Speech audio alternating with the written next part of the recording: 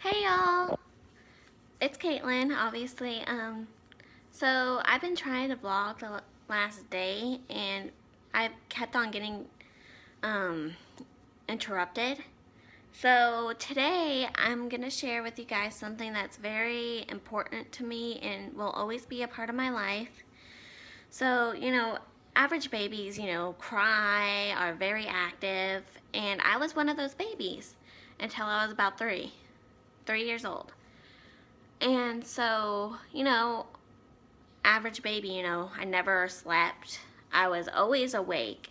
And that changed. I started falling asleep while I was eating lunch, while I was just sitting down, while I was just doing the simplest task, really.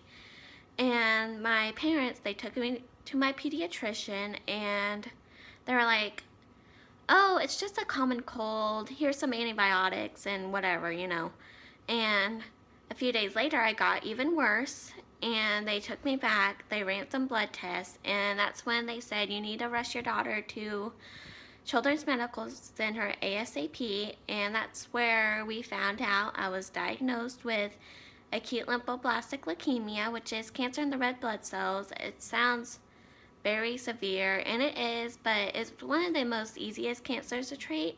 But in my case, it was kind of hard because I was allergic to every medication known to man. So they had to rethink everything. So that happened. I lost all my hair due to chemotherapy, radiation, you name it. I had it.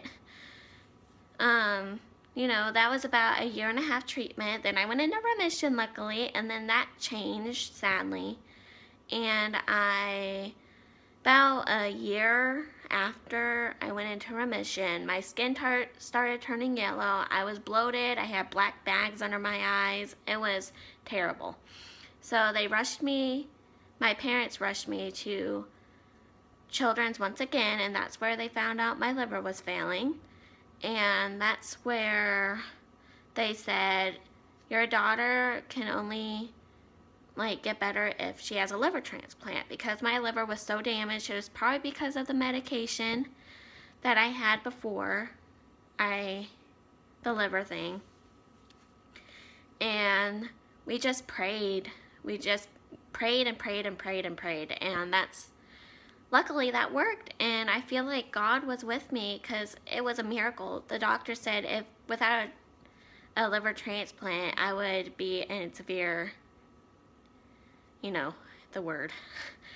And so, yeah, and then a couple months later, I started getting really severe headaches. It was pretty bad. I mean, it was so excruciating, I can't even describe it. It was so bad. So that happened, and that's when my parents took me back to Children's, and that's where they found out I had relapsed with cancer.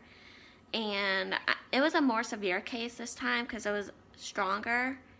And in this case, I lost all my hair once again, and the chemo they gave me I was allergic to. So I lost all my leg strength.